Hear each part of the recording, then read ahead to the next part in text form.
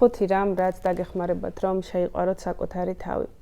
ბავშვობიდან ჩვენ გვესმის, როგორები უნდა ვიყოთ და როგორები არ უნდა ვიყოთ, რა უნდა გავაკეთოთ იმისთვის, რომ დავიმსახუროთ სიმპათია, რა უნდა გავაკეთოთ იმისთვის, რომ ვიყოთ კარგები, აღიარებულები და ასე შემდეგ. ხშირად ისე ხდება, რომ მოწებებული იარლიყები, მორგებული ნიღბები, იმის გამო, რომ ვიღაც ვასიამოვნოთ, გავახაროთ და ვიღაცის თვალში კარგი გამოჩნდეთ, საერთოდ გვიკარგავს წარმოდგენა საკუთარ თავზე. ანუ აღარ ვიცით სინამდვილეში როგორები ვართ, ვიცით უბრალოდ როგორები უნდა ვიყოთ, რომ მიგვიღონ, გვაღიარონ, დაგვინახონ. ასეთ დროს საკუთარი თავის მიღება და შეყვარება არის ძალიან რთული.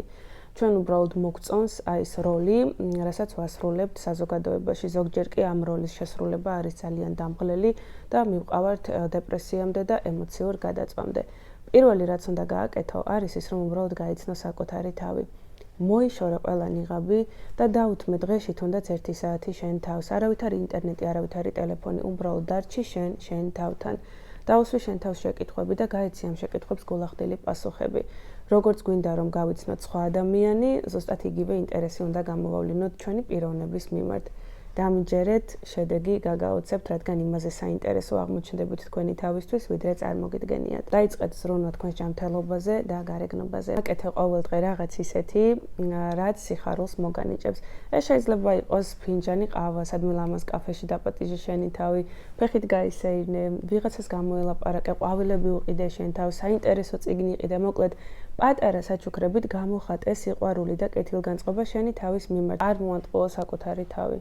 თუ რაღაცას დაპირდები, აუცილებლად შეასრულე. ასე შენი თავის მიმართ გექნება მეტი ნდობა და პატივისცემა. არასოდეს შეადარო შენი თავი სხვა ადამიანებს. აი ის უფრო ლამაზია თუ მე უფრო ლამაზი ვარ. ის უფრო ბედნიერია თუ მე უფრო ბედნიერი ვარ.